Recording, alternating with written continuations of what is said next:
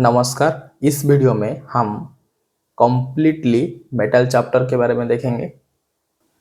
और एक बात, अगर आप एलपी के लिए कम्प्लीटली फिट और ट्रेड थ्योरी क्लासेस चाहते हैं तो फिर आप हमारा चैनल का प्लेलिस्ट सर्च कर सकते हैं या चेक कर सकते हैं, जिसमें हम एलपी के लिए बहुत सारा इम्पोर्टेंट टॉपिक को कवर किए हैं, जिसका थ्योरी पार्ट भी है। और हम एक निमी का टॉप 400 क्वेश्चन सीरीज भी चला रहे हैं।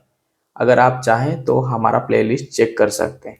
अभी चलिए देखेंगे हम मेटल्स के बारे में। पहले देखेंगे मेटल्स क्या है। मेटल्स वो ऑब्जेक्ट है जिसमें कुछ प्रॉपर्टी होता है, जैसे फिजिकल प्रॉपर्टी होता है, मैकेनिकल प्रॉपर्टी होता है। आज इस वीडियो में क्या क्या हम आगे पढ़ने वाले हैं उसका एक ब्लूप्रिंट हम देखेंगे यहाँ कि क्या क्या हम आगे इस वीडियो में कवर करेंगे। पहला चीज है, जो मेटल है, ये मेटल दो टाइप का है। मेटल जो है वो दो टाइप है। एक ठो फेरस मेटल है, एक ठो फेरस मेटल है।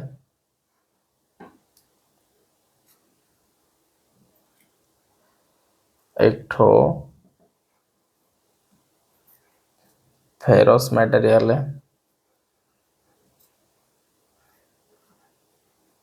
Ferrous metal. और एक ठो non ferrous metal, non ferrous metal, non ferrous metal.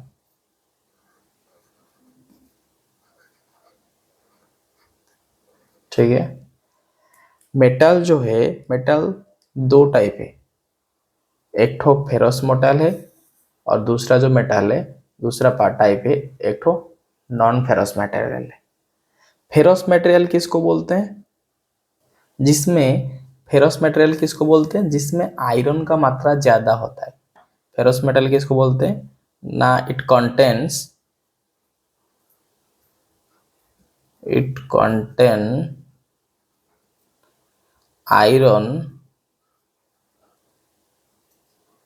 as a major part। ठीक है।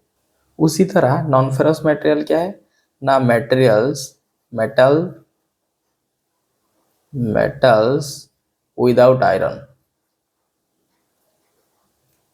Without iron.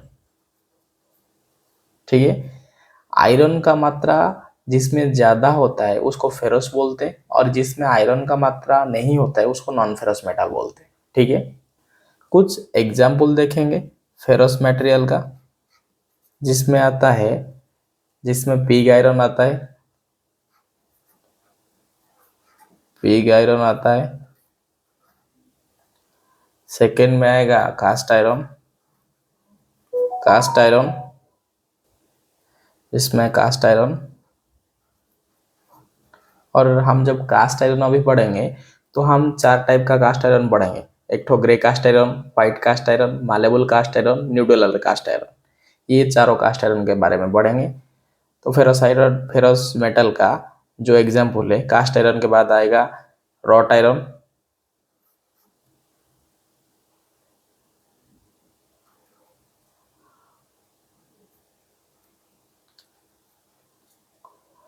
OUGHT, wrought iron. उसके बाद आएगा स्टील। ठीक है। उसी तरह जो नॉन फेरस मटेरियल है उसका भी कुछ एग्जाम्पल है जो कि हम अभी देखेंगे। पहला चीज है कि ये कॉपर आएगा, कॉपर। दूसरा चीज है लीड। ठीक है। तीसरा चीज है जिंक।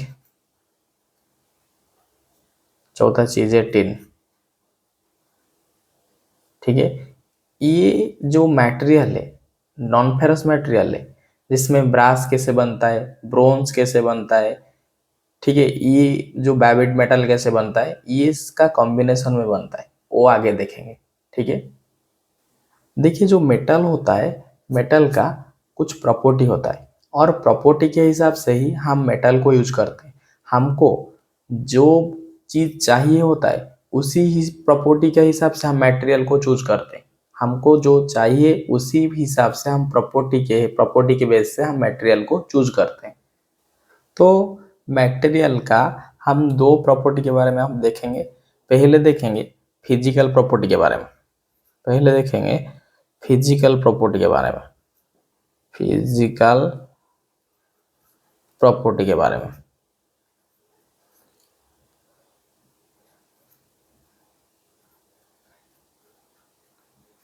फिजिकल प्रॉपर्टीज के बारे में देखेंगे। फिजिकल प्रॉपर्टी जिसमें क्या क्या आता है, जिसमें कलर आएगा, वेट आएगा, स्ट्रक्चर आएगा, कंडक्टिविटी आएगा, मैग्नेटिक प्रॉपर्टी आएगा, फिजिबिलिटी आएगा। ये वो सारा जो प्रॉपर्टी है इसको फिजिकल प्रॉपर्टी बोलते हैं, क्योंकि ये हम कहीं ना कहीं देख के ही बता सकते हैं, उसका फिजिकल अपीयरेंस को देख के ही बता सकते हैं। ठीक है, इसको फिजिकल प्रॉपर्टी बोलते हैं। देखिए हम अभी बोले थे कि जो मेटल होता है, मटेरियल का बहुत सारा डिफरेंट प्रॉपर्टी होता है, डिफरेंट मटेरियल का। हमको जो चीज चाहिए उसी हिसाब से, मतलब उसी प्रॉपर्टी का मटेरियल हम चूज करते हैं। ठीक है, जैसे फिजिकल प्रॉपर्टी में पहला जो प्रॉपर्टी आएगा, हम कलर के बारे में देखेंगे। किसके बारे में देखेंगे? कलर के बारे में देखेंगे।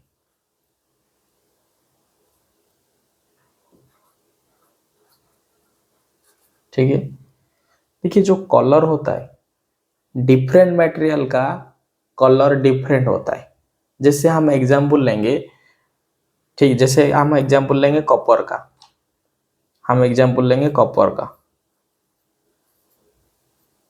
ठीक है, जिसका जो कलर होता है रेडिनेटिव रेड होता है, जिसका कलर डिस्टिंक्टिव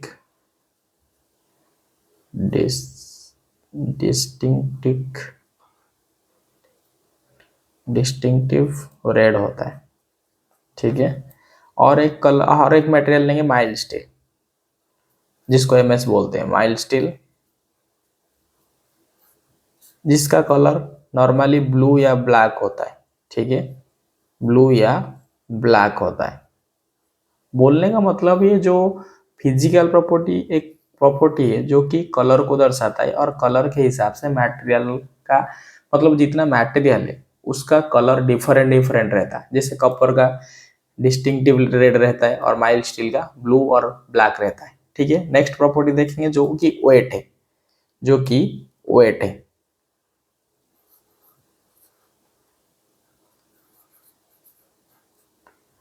वेट है। ठीक है,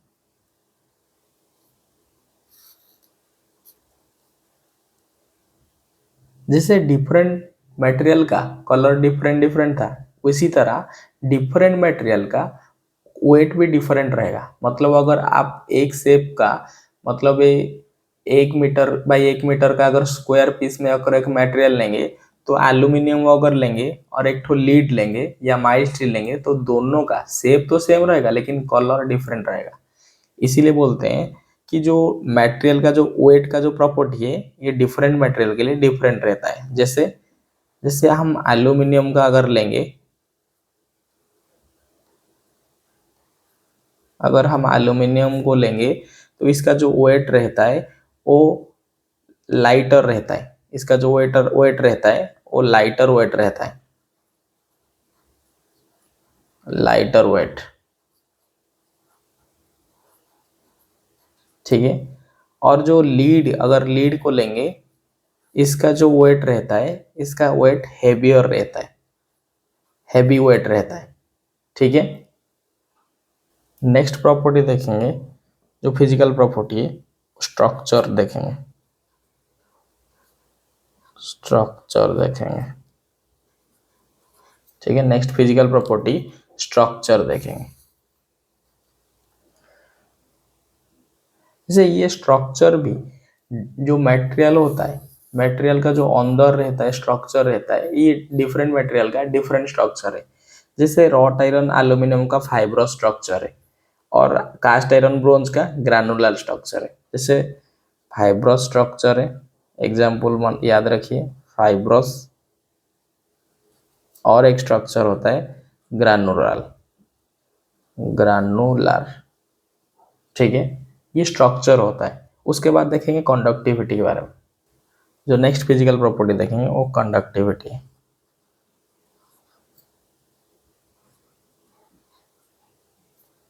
कंडक्टिविटी,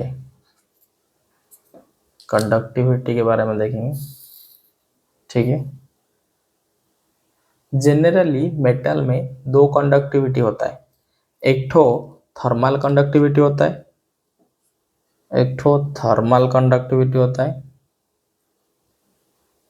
थर्मल कंडक्टिविटी होता है, और एक ठो इलेक्ट्रिक कंडक्टिविटी होता है, इलेक्ट्रिकल कंडक्टिविटी, ठीक है। जो थर्मल कंडक्टिविटी होता है, टू कंडक्ट हीट, ये क्या करता है, हीट को कंडक्ट करता है, टू कंडक्ट हीट।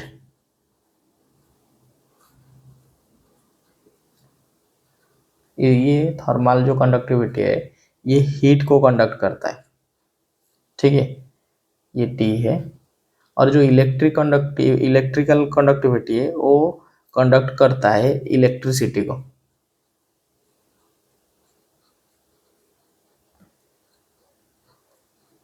ठीक है। और ये जो कंडक्टिविटी है ये मेटल टू मेटल वैरी करता है, ठीक है। और ये भी याद रखिए, कॉपर और aluminium good conductor of heat and electricity है, ठीक है। नेक्स्ट जो प्रॉपर्टी देखेंगे मैग्नेटिक प्रॉपर्टी देखेंगे। एक नेक्स्ट जो फिजिकल प्रॉपर्टी है वो मैग्नेटिक, मैग्नेटिक प्रॉपर्टी,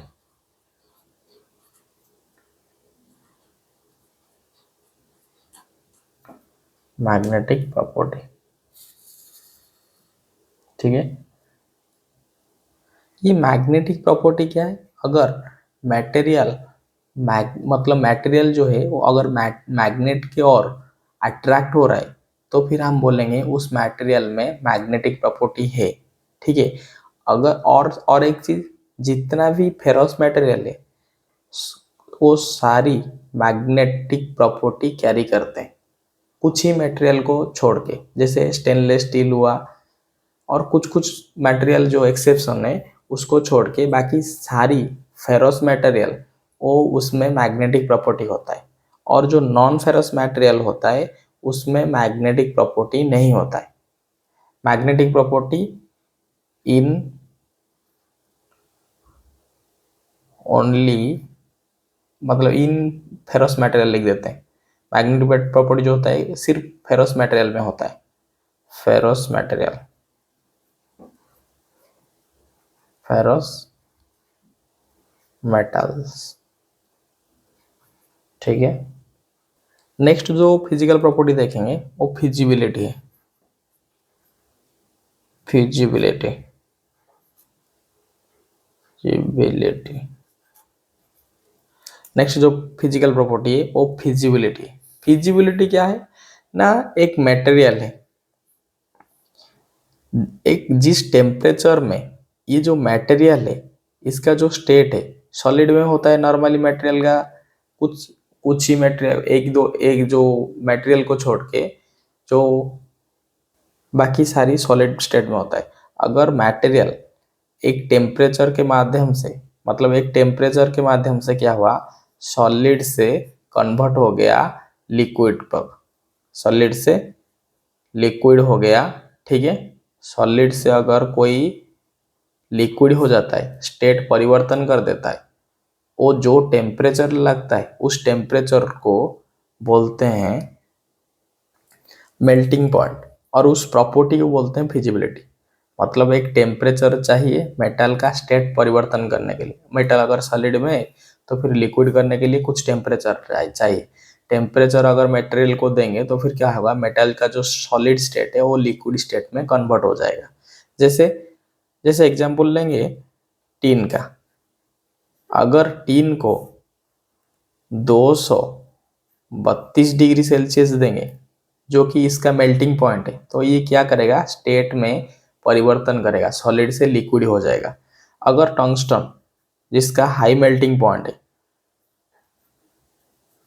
टंगस्टन को अगर 3370 डिग्री 33, ये इंपॉर्टेंट क्वेश्चन है, याद रखिए। टीन का मेल्टिंग पॉइंट 232 डिग्री है, टंगस्टन का मेल्टिंग पॉइंट 3370 डिग्री। अगर टंगस्टन को 3317 डिग्री सेल्सियस देंगे तो फिर ये क्या करेगा, अपना स्टेट में परिवर्तन करेगा। और टंगस्टन एक मटेरियल है जो कम्प्लीटली लिक्विड नहीं होता है, वो प्लास्टिक फॉर्म मतलब सेमी लिक्विड फॉर्म में रहता है, सेमी लिक्विड फॉर्म में रहता है। ठीक है, हमने सारी फिजिकल प्रॉपर्टी देख ली है, जिसमें हम देखें कलर के बारे में, वेट के बारे में, स्ट्रक्चर के बारे में, कंडक्टिविटी के बारे में, मैग्नेटिक प्रॉपर्टी के बारे में एंड फिजिबिलिटी के बारे में। अभी देखेंगे मैकेनिकल प्रॉपर्टी के बारे में। अभी हम देखेंगे मैकेनिकल प्रॉपर्टीज के बारे में। पहले मैकेनिकल प्रॉपर्टी देखेंगे डक्टिलिटी। पहला जो मैकेनिकल प्रॉपर्टी देखेंगे वो डक्टिलिटी।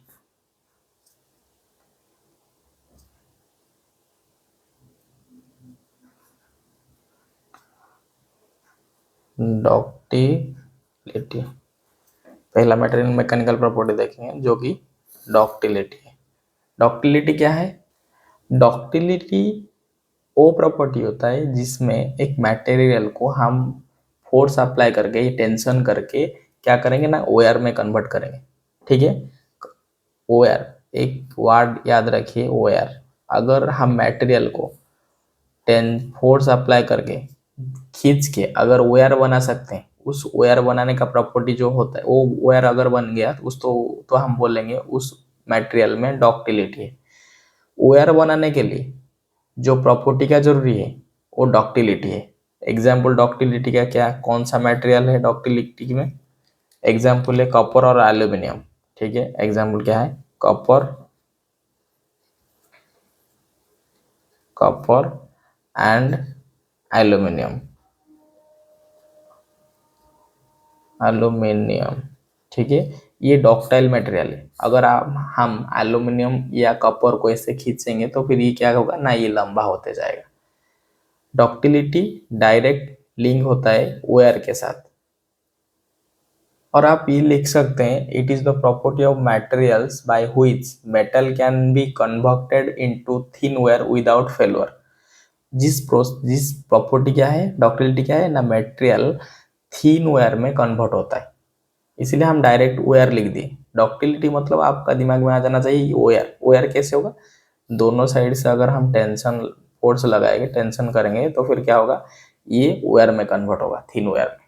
ठीक है, नेक्स्ट प्रॉपर्टी देखेंगे मालेबिलिटी के बारे में। मालेबिलिटी के बारे में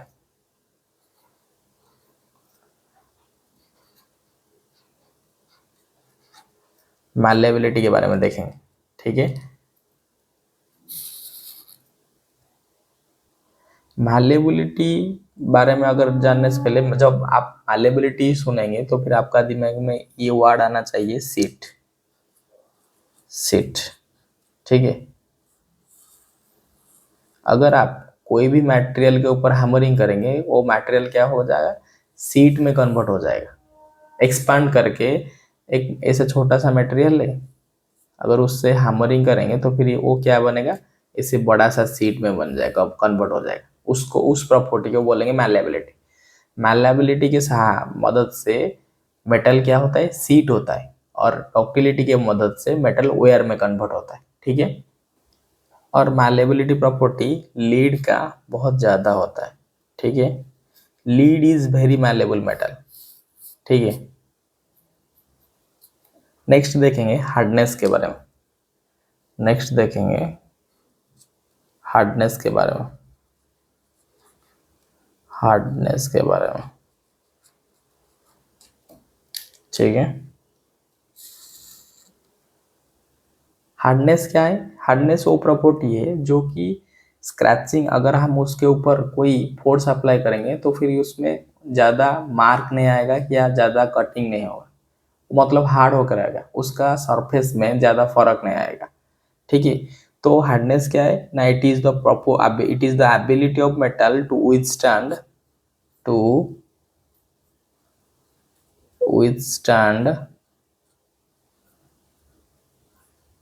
to withstand scratching,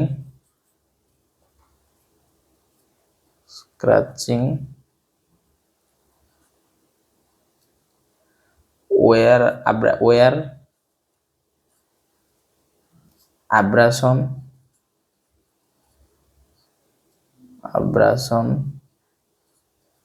and penetration. ठीक है, and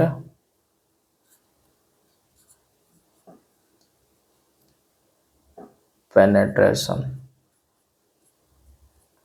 अगर मटेरियल के ऊपर स्क्रैचिंग करेंगे तो फिर स्क्रैच नहीं होगा, अगर घिसेंगे तो फिर इतना जल्दी घिसेगा नहीं। और पेनिट्रेशन, अगर अब उसको खोल मतलब उसको अगर मटेरियल है उसके अंदर अगर पंच मतलब चिजेलिंग विजेलिंग करना चाहेंगे तो फिर इतना आसानी से चिजेलिंग नहीं होगा, जिसको पेनिट्रेशन बोलते हैं। नेक्स्ट मैकेनिकल प्रॉपर्टी देखेंगे ब्रिटलनेस के बारे में।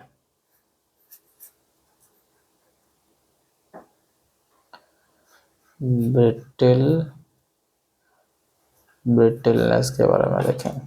ठीक है, लेकिन ब्रिटलनेस क्या है? ब्रिटलनेस क्या है ना, ये एक मटेरियल है।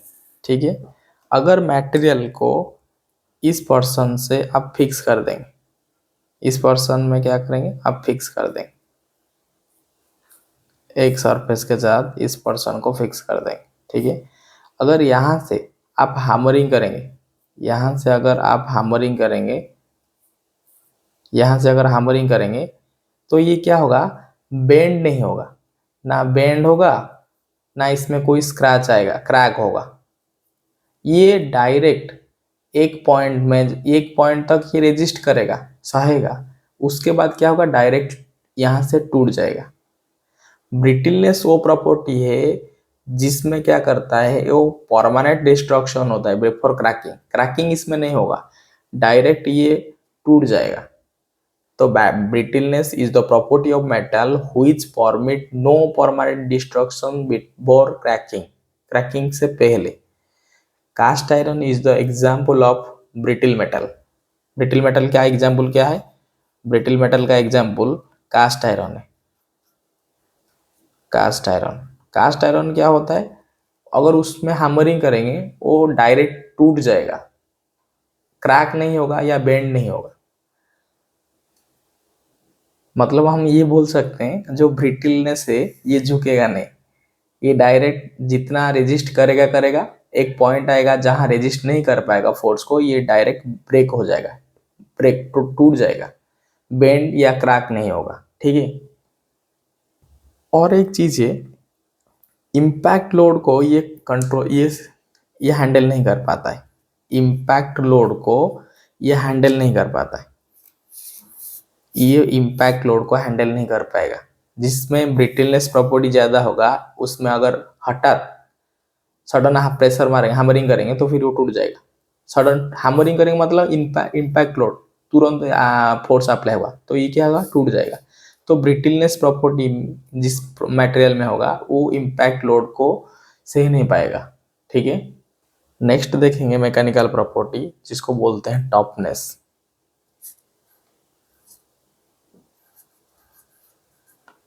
टफनेस, ठीक है, नेक्स्ट जो मैकेनिकल प्रॉपर्टी वो टफनेस। टफनेस क्या है? Toughness is the property of metal to withstand shock और इम्पैक्ट लोड। ये क्या करता है ना, विथस्टैंड करता है, मतलब ये ब्रिटलनेस का अपोजिट है। ब्रिटलनेस इम्पैक्ट लोड मारा, इम्पैक्ट सडन लोड, अगर सडन लोड आएगा तो फिर ये टूट जाएगा, लेकिन ये सडन लोड को झेलता है, इसमें कुछ नहीं होगा सडन लोड डालने से। ठीक है, इसलिए बोला कि it withstand impact load, shock और इम्पैक्ट लोड। ये चाहे शॉक हो चाहे इम्पैक्ट लोड हो, ये रेजिस्ट कर ले, मतलब ये कुछ नहीं होगा, इसमें ब्रेक नहीं होगा। ये ब्रिटलनेस का ऑपोजिट मटेरियल है। अगर टफनेस का एग्जाम्पल लेंगे तो फिर जो बेहतर एग्जाम्पल है वो रॉट आयरन होगा। रॉट आयरन यह रॉट आयरन में अगर हैमरिंग करेंगे सडन इम्पैक्ट लोड पड़ेगा, ये टूटेगा नहीं। ब्रिटलनेस वही प्रॉपर्टी है, अगर सडन इम्पैक्ट लोड पड़ता है वो टूट जाता है। जैसे एग्जांपल कास्ट आयरन, ये important, cast iron brittleness property ज़्यादा होता है, रॉट आयरन में टफनेस ज़्यादा होता है। ठीक है, नेक्स्ट जो मैकेनिकल प्रॉपर्टी देखेंगे वो इलास्टिसिटी देखेंगे। इलास्टिसिटी देखेंगे। इलास्टिसिटी क्या है? इलास्टिसिटी क्या है? Elasticity of metal, it is power of returning to its original shape after the force is released। ये एक स्प्रिंग पकड़ लीजिए, स्प्रिंग। अगर हम क्या करेंगे, इस स्प्रिंग को कंप्रेस करेंगे तो फिर ये क्या होगा ना, ऐसे ऐसे कंप्रेस हो जाएगा। मतलब जितना लेंथ था इसका स्प्रिंग का, वो स्प्रिंग का लेंथ क्या होगा, डिक्रीज हो जाएगा। लेकिन ये फोर्स जब तक अप्लाई रहेगा वो उसका लेंथ घटेगा। अगर फोर्स रिमूव हुआ तो ये फिर क्या होगा, ओरिजिनल पोजीशन को आ जाएगा। फोर्स रिलीज करने के बाद हम एक ऑब्जेक्ट में फोर्स अप्लाई करते हैं तो ऑब्जेक्ट क्या होता है, डिफॉर्म करता है। डिफॉर्म मतलब उसका साइज में चेंजेस आता है। लेकिन फोर्स जब अप्लाई करेंगे तो उसका साइज में चेंजेस आएगा। और अगर फोर्स हम रिमूव करेंगे, उसका जो साइज है फिर से अगर वो ओरिजिनल साइज को आ गया तो फिर उसको बोलेंगे इलास्टिक प्रॉपर्टी है इस मटेरियल में। चाहे कंप्रेस करो स्प्रिंग को, चाहे स्ट्रेच करो, अगर फोर्स रिलीज करने के बाद, अगर फोर्स दोनों साइड में रिलीज करने के बाद अगर स्प्रिंग ओरिजिनल पोजीशन को आ जाता है तो फिर उस प्रॉपर्टी को बोलेंगे इलास्टिसिटी। ठीक है, जिसका जो बेहतर एग्जाम्पल है वो स्प्रिंग होता है। ठीक है, नेक्स्ट देखेंगे प्लास्टिसिटी के बारे में।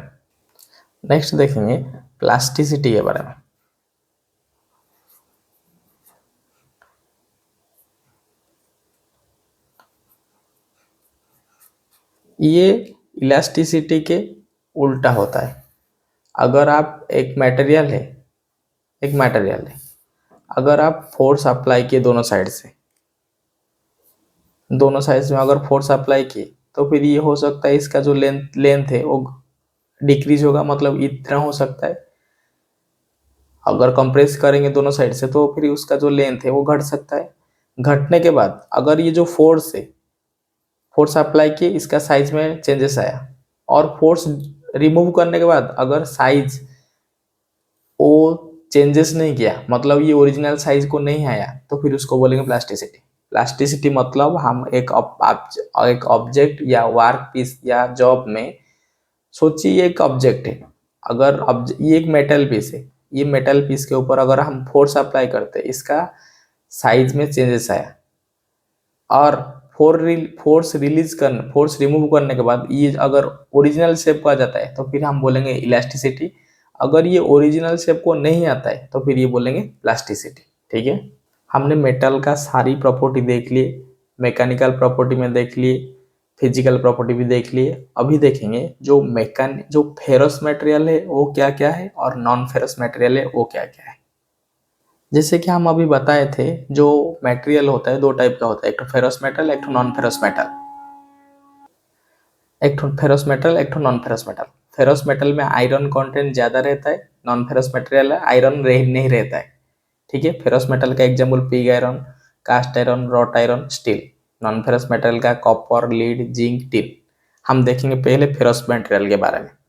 देखो हम ना जो माइन से हम आयरन ओर पाते हैं, आयरन ओर आता है। अगर हम आयरन ओर के साथ अगर हम कोक आयरन और कोक फ्लक्स मिला लेंगे, और ये जिस कंटेनर में जिस जगह पे मिलाया जाएगा उस जगह को फॉर्नेंस बोलते हैं, जिसको बोलते हैं ब्लास्ट फॉर्नेंस। ब्लास्ट फॉर्नेंस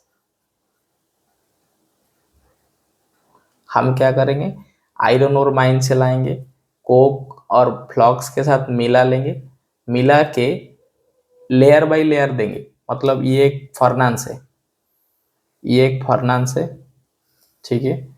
नीचे आग जगह, नीचे आर्थ है, हम लेयर बाय लेयर देंगे। मतलब आयरन और कोक फ्लॉक्स, आयरन और कोक फ्लॉक्स, ऐसे लेयर बाय लेयर देंगे। और जिसमें मतलब ये जो कंटेनर है, जिस कंटेनर में हम आयरन और फ्लॉक्स और कोक को डालेंगे, उस कंटेनर को बोलेंगे ब्लास्ट फर्नेंस। तो ब्लास्ट फर्नेंस, और डालने के बाद ये अगर मेल्ट हो जाएगा तो फिर इसमें जो मोल्टेन मेटल, जो फाइनल प्रोडक्ट निकलेगा, इसको हम बोलेंगे pig iron. Pig iron, pig iron कैसे निकला, हम क्या किए, आयरन और कोक और फ्लॉक्स को ब्लास्ट फर्नेंस के अंदर डाले, फायर की, मेल्ट हुआ, उसके बाद जो फाइनल प्रोडक्ट निकला हमारा वो पिग आयरन है। और पिग आयरन रॉ मटेरियल है स्टील और अदर मटेरियल के लिए, ठीक है। इंपॉर्टेंट चीज ये यह है कि जो पिग आयरन बना, किस मटेरियल, किस का कॉम्बिनेशन में बना और कौन सा फर्नेंस में बना। और ये जो पिग आयरन जो बना इस फर्नेंस में, ये फर्नेंस का टेम्परेचर उस टाइम कितना था, फर्नेंस का टेम्परेचर था 1000 डिग्री से लेके 1000 डिग्री सेल्सियस से 1700 डिग्री सेल्सियस के बीच में ये फर्नेंस का टेम्परेचर था, ठीक है। पिग आयरन ऐसे बनता है।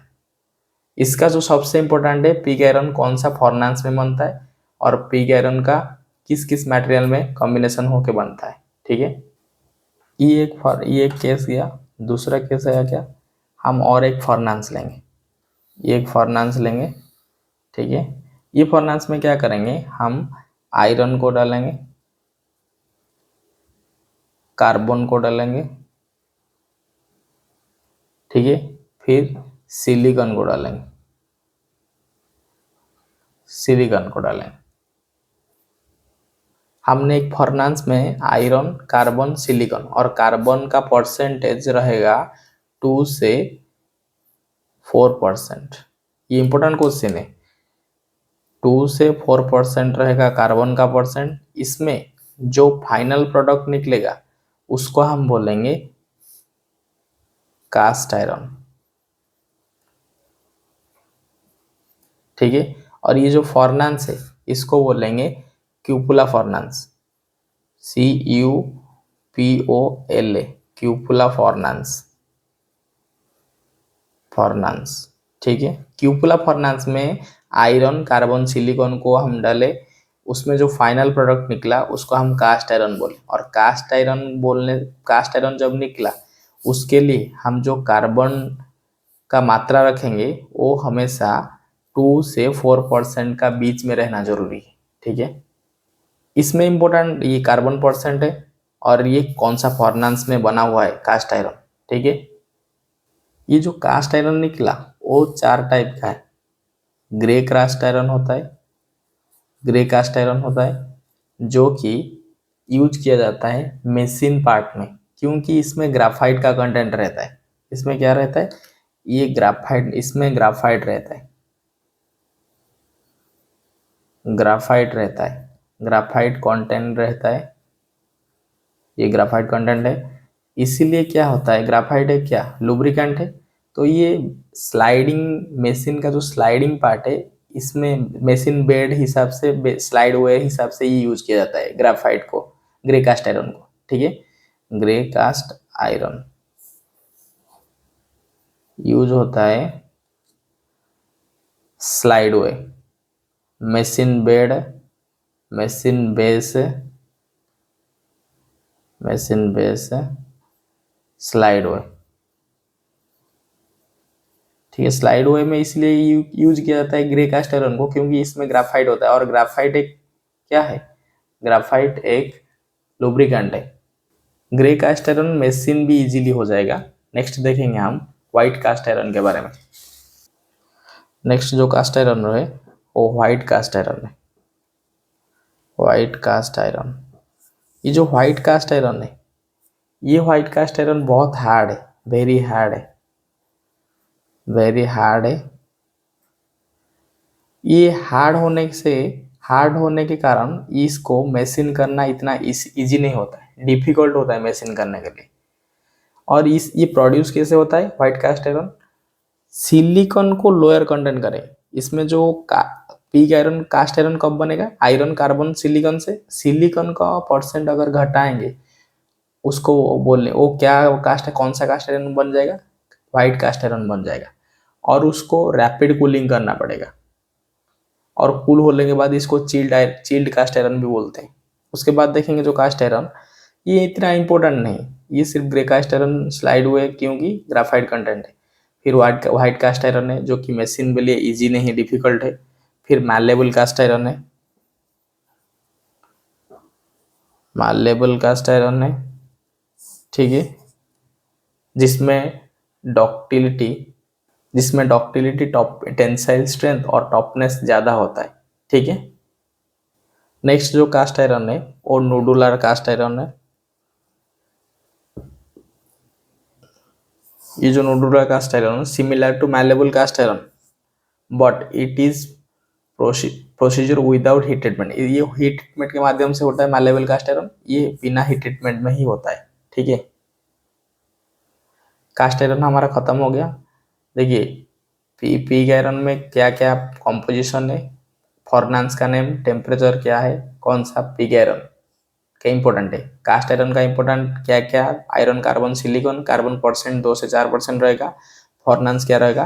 क्यूपुला फॉर्नांस रहेगा। 4 ठो cast iron, grey, white, malleable, nodular, ठीक है। नेक्स्ट देखेंगे रॉट आयरन के बारे में। इसमें क्वेश्चन डायरेक्ट आता है रॉट आयरन से। पहला जो क्वेश्चन आता है, ये प्योरेस्ट फॉर्म ऑफ आयरन है। ये क्या है? प्योरेस्ट फॉर्म ऑफ आयरन है, प्योरेस्ट फॉर्म ऑफ आयरन। ये प्योरेस्ट फॉर्म ऑफ आयरन है। ये इंपॉर्टेंट क्वेश्चन है क्योंकि इसमें 99.9% आयरन होता है। आयरन का मात्रा ज़्यादा है, इसलिए इसको प्योरेस्ट फॉर्म ऑफ आयरन है। आयरन का मात्रा ज़्यादा है, ये ना कभी भी लिक्विड स्टेट में आ नहीं सकता, ये सिर्फ प्लास्टिक स्टेट में आएगा। प्लास्टिक स्टेट में आएगा, मतलब सेमी लिक्विड स्टेट में आएगा। और फोर्जिंग के जैसे होता है, सेमी लिक्विड से ही इसका शेप चेंज किया जाता है, ठीक है। और ये जो रॉट आयरन है, ये जो फॉर्नांस में बनता है, मतलब जिस फॉर्नांस में ये प्रोड्यूस होता है रॉट आयरन, फॉर्नांस, ये इंपॉर्टेंट चीज़ है। चाहे फॉर्नांस तीनों का याद रखिए, पिग आयरन का, कास्ट आयरन का और रॉट आयरन का। फॉर्नांस ये बहुत इंपॉर्टेंट क्वेश्चन है। फॉर्नांस जो यूज होता है रॉट आयरन को प्रोड्यूस करने के लिए, वो पुडलिंग फॉर्नांस है। पुडलिंग फॉर्नांस,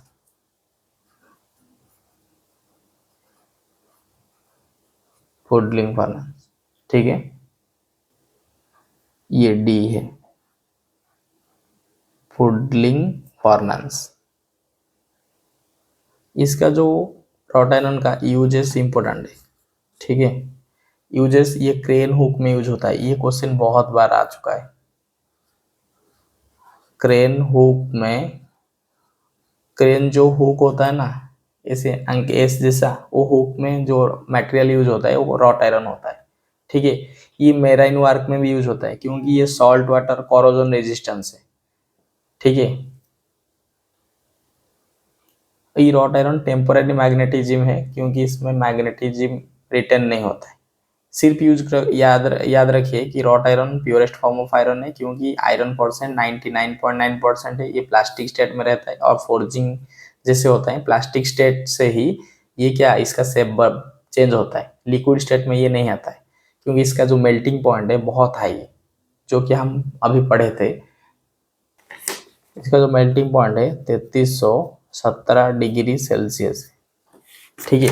ये जो फॉर्नांस में यूज होता है ये इंपॉर्टेंट है, पुडलिंग फॉर्नांस, ये यूज होता है क्रेन हुक में, ठीक है। नेक्स्ट देखेंगे स्टील के बारे में। नेक्स्ट देखेंगे स्टील के बारे में। स्टील, जिसको प्लेन कार्बन स्टील बोला जाता है। ठीक है, ये जो स्टील होता है, steel alloy of steel is an alloy of iron and carbon. Iron और कार्बन का ये alloy है, और जो कार्बन कंटेंट है ये अप टू 1.5% ही मैक्सिमम रह सकता है स्टील से, कार्बन। और कार्बन जो स्टील होता है वो आयरन और कार्बन को कॉम्बिनेशन में बनता है, alloy है। alloy मतलब मिला के दो मटेरियल मिला के बनता है। ये इंपॉर्टेंट है, स्टील किससे बनाता है, ना आयरन या कार्बन से। ठीक है, और जो स्टील होता है, स्टील 4 टाइप का होता है। स्टील का अगर क्लासिफिकेशन देखेंगे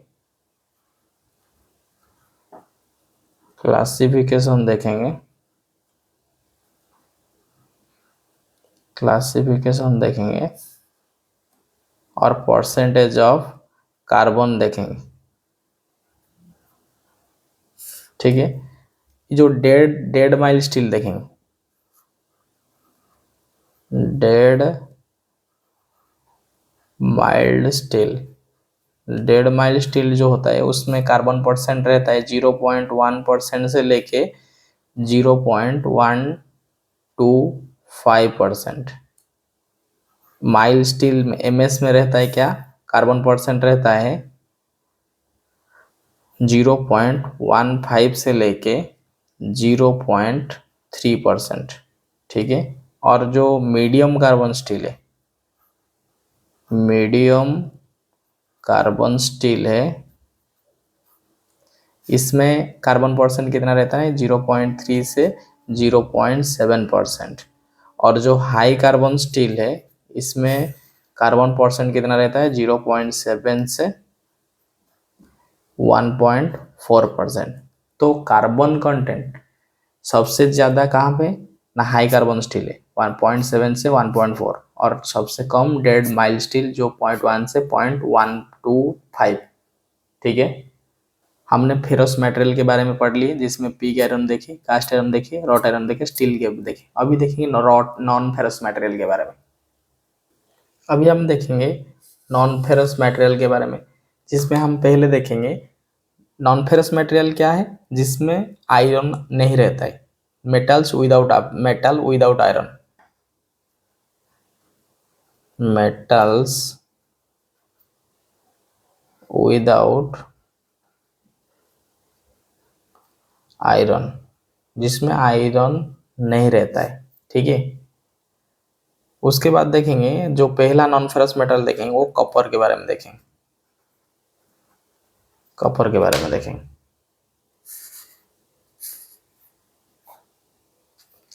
देखिए, कॉपर जो है वो किस मटेरियल, ओर से बना होता है। इसका जो ओर होता है, ये ओर होता है मालासाइट,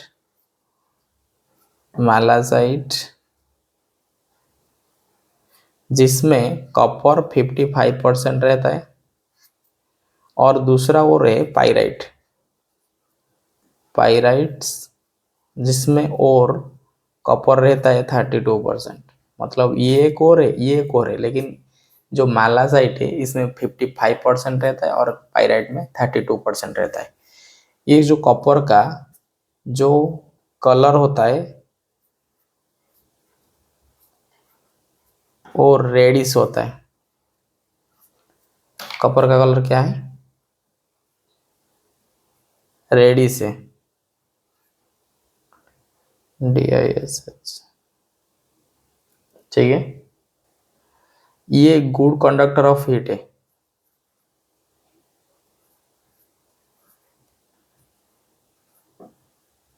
गुड कंडक्टर ऑफ हीट, इसीलिए इसको यूज किया जाता है। सोल्डरिंग आयरन जो होता है, इंपॉर्टेंट क्वेश्चन, सोल्डरिंग जो आयरन है, सोल्डरिंग आयरन जो है आयरन जो है वो बना किस मटेरियल में बना होता है ना, कॉपर से बना होता है। ये इंपॉर्टेंट क्वेश्चन है, सोल्डरिंग आयरन कॉपर से ही बना होता है। और कॉपर का जो मेल्टिंग पॉइंट होता है वो 1083 होता है। और जो कॉपर का alloy होता है, कॉपर का alloy में कॉपर का जो alloy होता है, कॉपर का alloy पहले देखेंगे ब्रास। ब्रास किस किस मटेरियल को लेके बना होता है, ब्रास कॉपर प्लस जिंक। देखिए ये क्वेश्चन सीधा डायरेक्ट आपका पेपर में आएगा। जो ब्रास है ये किस किस मटेरियल को लेके बना होता है, ये बहुत इंपॉर्टेंट है। ये जो ब्रास पूछेगा, ब्रास किस मटेरियल का कॉम्पोजिशन में बना हुआ है, ऑप्शन आंसर होगा क्या, कॉपर या जिंक, कॉपर जिंक। ठीक है। नेक्स्ट अलॉय है ब्रोंज। नेक्स्ट अलॉय क्या है, ब्रोंज है। ठीक है। ब्रोंज क्या है, bronze is the alloy of copper plus tin.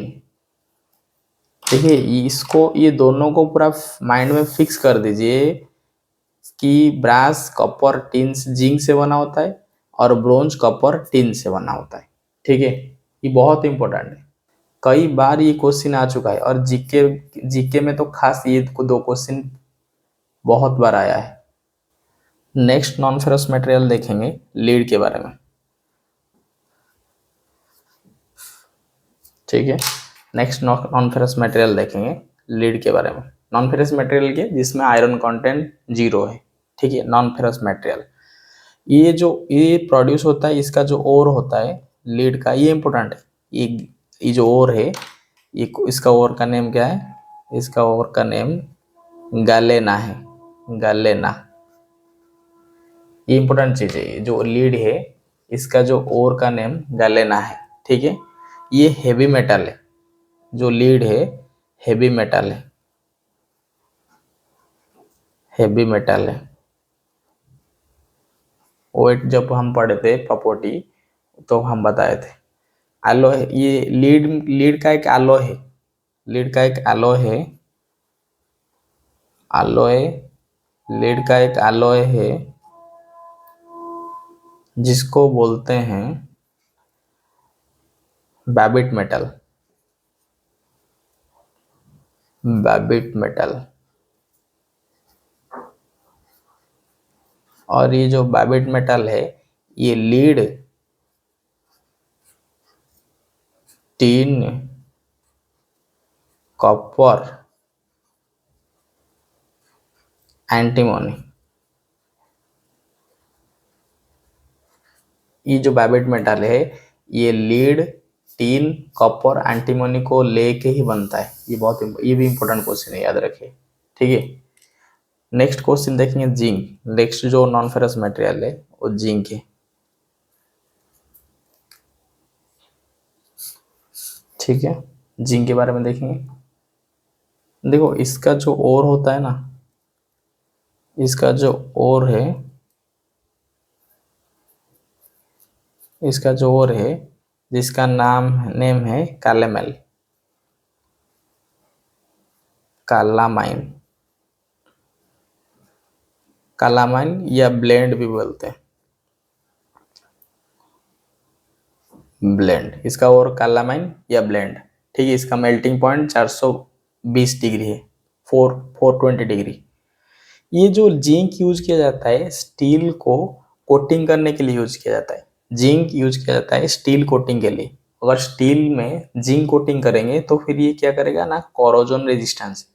Zinc mainly corrosion resistance करता है, इसीलिए इसको क्या किया जाता है ना, जिंक को स्टील में कोटिंग किया जाता है। और जो स्टील में अगर जिंक कोटिंग करेंगे उसको बोलेंगे गाल्वानाइज। अगर आयरन में, अगर हम स्टील में तो कोटिंग करते हैं और जिसको जीआई बोलते हैं, लेकिन गाल्वान आयरन में अगर कोटिंग करेंगे जिसको बोलेंगे गाल्वानाइजेशन, नाइज्ड आयरन। अगर आयरन में जिंक कोटिंग करेंगे तो फिर क्या बन जाएगा, ये गाल्वानाइज्ड आयरन बन जाएगा। ये बहुत इंपॉर्टेंट है। गाल्वानाइज्ड आयरन में क्या कोटिंग दिया जाता है, जिंक कोटिंग दिया जाता है। ये जो कोटिंग है ये जिंक है, ठीक है। नेक्स्ट देखेंगे टीन के बारे में, ठीक है। देखिए ये टीन है, ये इसका जो ओर है कैसिटराइट, इसका ओर क्या है, कैसिटराइट, कैसिटराइट या टिन स्टोन, ठीक है। टिन कैसिटराइट और टिन स्टोन में इसका ओर है। ये इसका मेल्टिंग पॉइंट 231 डिग्री सेल्सियस है। इसका जो अलॉय है टिन कॉपर के साथ मिलके ब्रोंज बनाता है, जो हम अब ऑलरेडी देख चुके हैं। और एक चीज है, ये क्या होता है, टिन क्या करता है, टिन जब लीड के साथ रिएक्शन करेगा तो फिर क्या बनेगा, लीड के साथ मिलके शोल्डर बनता है। शोल्डर, जो शोल्डर होता है वो टिन लीड का होता है। याद रखिए, जो शोल्डर होता है वो टिन लीड का होता है, ठीक है। लास्ट हम नॉन फेरस मटेरियल देखेंगे जो कि एल्यूमिनियम, ठीक है। जितना चीज इंपॉर्टेंट है उतना ही हम कवर कर रहे हैं। तो आयरन एल्यूमिनियम का जो ओर है वो क्या है ना, बॉक्साइड है, बॉक्साइट है उसका ओर है। उसका मेल्टिंग पॉइंट 660 डिग्री है। ये हाई इलेक्ट्रिक थर्मल कंडक्टिविटी है। इलेक्ट्रिक और थर्मल, हीट और इलेक्ट्रिसिटी का हाई कंडक्टिविटी है इसमें, ठीक है। ये यूज किया जाता है नॉर्मली एयरक्राफ्ट इंडस्ट्री में यूज किया जाता है, ठीक है। एयरक्राफ्ट इंडस्ट्री, ठीक है। हम कंप्लीट देख लिए मेटल चैप्टर को। अगर कोई डाउट है तो फिर आप कमेंट सेक्शन में पूछ सकते हैं। आज के लिए इतना ही, धन्यवाद।